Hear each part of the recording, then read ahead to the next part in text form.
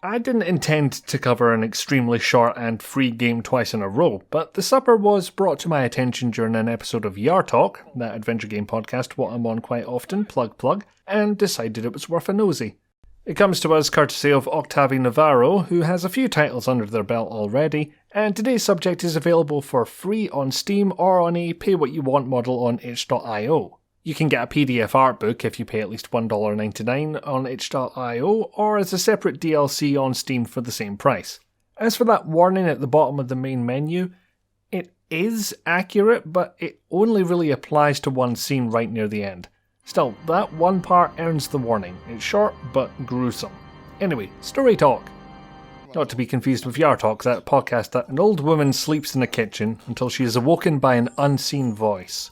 A voice that beckons her to wake, to prepare for the coming guests. Sure enough, guests arrive at this little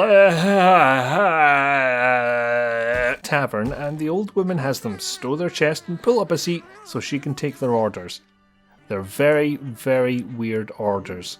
A quick look at the kitchen tells us we have one ingredient available at best, and really that depends if you count wax. In any case, far fewer than we need. So the old woman heads out to collect the rest. This is a similar length, if not a little longer, than Vape Escape from last time. I was very close to 20 minutes completion time on this one. However, there's a few things that stand out to me. First of all, this 3/4 perspective is one I don't often see in this genre, as if the camera's looking down on everything. Possibly just because it's a unique perspective and reviewers tend to be drawn to what stands out, but I'm quite into this. Sadly, it's replaced with your standard side-on view once you go outside. Maybe those cutaways when you're inside the boat didn't work as well. Not a deal breaker though, and it's impressive that the same sprite works equally well in either perspective. It's a nice piece of work. You might have noticed the inventory down the bottom of the screen there. That doesn't scroll or anything, you only have 4 slots. Now you're probably wondering what happens when you try to pick up a 5th item. And I couldn't tell you, since I think the game is designed to not let you get into that situation. Little to say on gameplay apart from that. It's a one-click affair. You click once to use items on other items or hotspots instead of clicking and dragging. That makes me happy. Interestingly, with the exception of the voice that the old woman hears, there's very little in the way of dialogue or even much in the way of text. If there were some method to convey the mysterious voice's intentions, then this could well have been dialogue-free. There's no voice acting that would have to be redubbed. Still, I imagine short games are made with a particular goal in mind, and this wasn't it. They weren't trying to make another Dropsy here.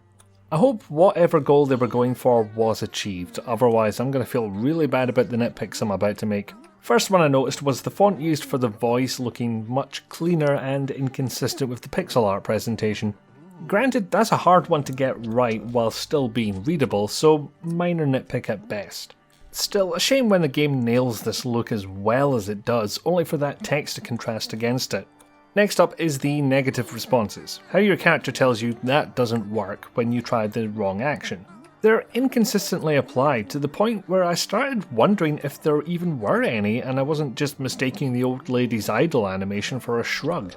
At best, that'll make you unsure what you did was really the wrong action to take, and at worst make the game look broken. Next up, this is a Unity engine game which is Windows only, despite said engine allowing export to multiple platforms. Again, I'm putting this one down as a minor point. The more ports you make, the more work and resources required to maintain those ports. It's not very consumer friendly, but I still feel like giving the developer a pass on this one. And for final, the game feels very much like you get the initial story dump, then solve a collection of object inventory puzzles before jumping back into the story. Of course, it's neither the first nor the last adventure game with that problem, and the thought occurs that had the content of the supper been part of a larger whole, I probably wouldn't have noticed this at all. Still, those puzzles are arguably all in pursuit of the main task within the story, feeding these abominations who walked in here with their fancy chest. What I'm learning here is that a small, free or pay-what-you-want game is a great place to try out these ideas, assuming you budget correctly for the no money such a venture might make. If the idea works, brilliant, write it down. If the idea doesn't work, that's one more thing you know not to do, and your losses will have been minimal.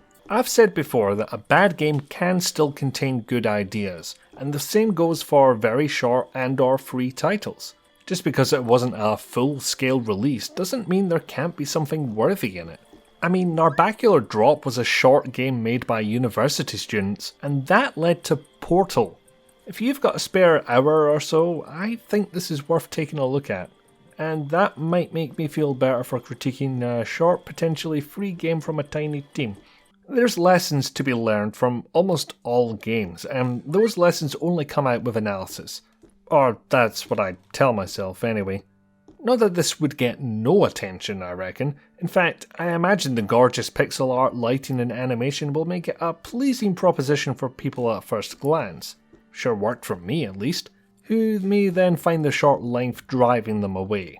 I can be the same, even a short download or installation can make me think it's not worth it. Like it's somehow a bigger commitment than it really is. When really, all I could lose is half an hour of my time and a few read writes on my SSD. In this case, I consider all of that well spent. And not just because I got to make a video about it. Hi again, thanks for watching to the end. I don't know why I've been on a kick of free short games lately, but I'll get into more substantial fare soon, I promise. In the meantime, if you liked what I was doing there's a thumbs up button. If you didn't, there's also a down thumbs button, one of those.